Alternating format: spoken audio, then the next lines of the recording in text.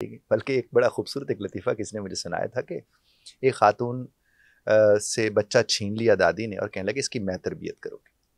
तो उसने कहा आप रहने दें, आपकी तरबियत वाले से मैं गुजारा कर रही हूँ। आप तो रहने ही दें। अरे तो जॉइंट फैमिली बहुत बड़ी ब्लेसिंग है अगर उसूलों के मुताबिक वो चल रही हो, और अगर उसमें उसूल नहीं है तो वो चाहे या ना चाहे जुदाई तो आएगी। हम लोग उसूलों पे चलते हैं या रवायात पे चलते हैं?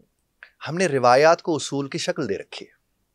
जब आप रिवायात को उसूल बना लेते हैं तो साहब तो फिर उसमें तो रिवायात का मतलब क्या होता है कि माजी में लटके रहो, माजी में फंसे रहो।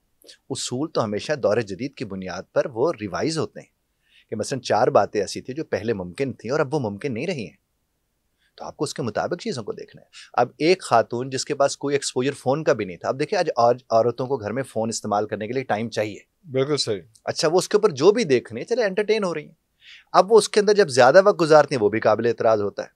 इसी तरह से अगर उसने कपड़े धो के तो सही तरह से नहीं डाले, उसके ऊपर एतराज़ चल रहे हैं, वो आटा गूंदे हैं हेल्दी क्यों है, जल्दी क्यों? वो वाले सारे मामलात उनके साथ चले जाते हैं। जब उसके ऊपर नज़र बार बार रखी और जाती है, अंडर ऑब्जर्वेशन, अंडर हर वक्त सर्विलेंस सर्विलेंस चल रही है हर वक्त उसकी कि कहाँ उठ के गई है कहाँ।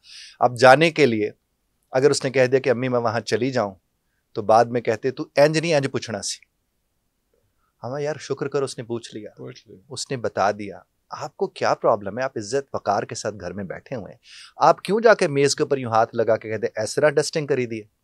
जब आप इस तरह के काम करेंगे तो वो फिर डस्टिंग करे ना करे वो वहां झाड़ झपाड़ करके चली जाएगी।